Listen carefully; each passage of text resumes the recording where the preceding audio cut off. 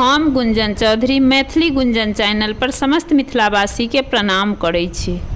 आइ हम एकटा सोहर गीत लऽ कऽ उपस्थित छी।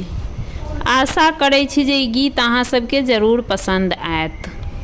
सखिया में सखिया विचार पूछू आओ सलाह पूछू रे। लालन रे कौने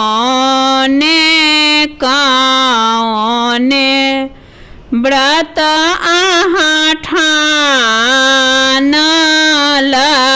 पुत्र फल पाओल रे। लालन रे कौने कौने व्रत अहाँ ठानल पुत्र फल पाओल रे।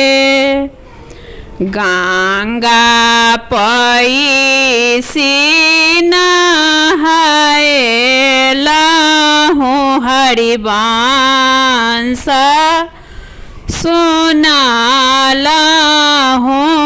रे। सखिया है सूरज के लगलहु गोर की पुत्र फल पाओल रे।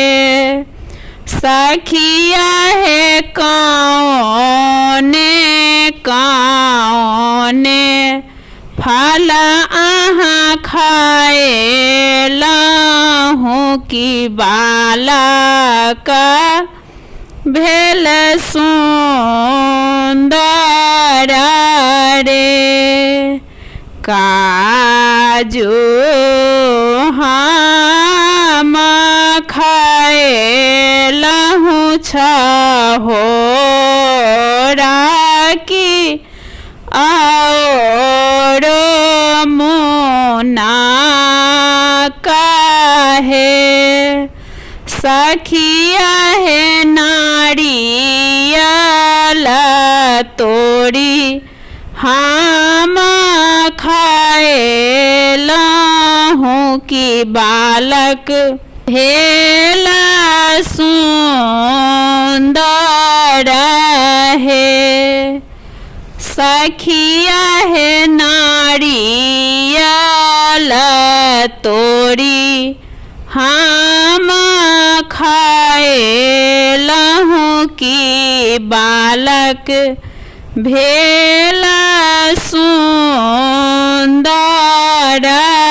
है।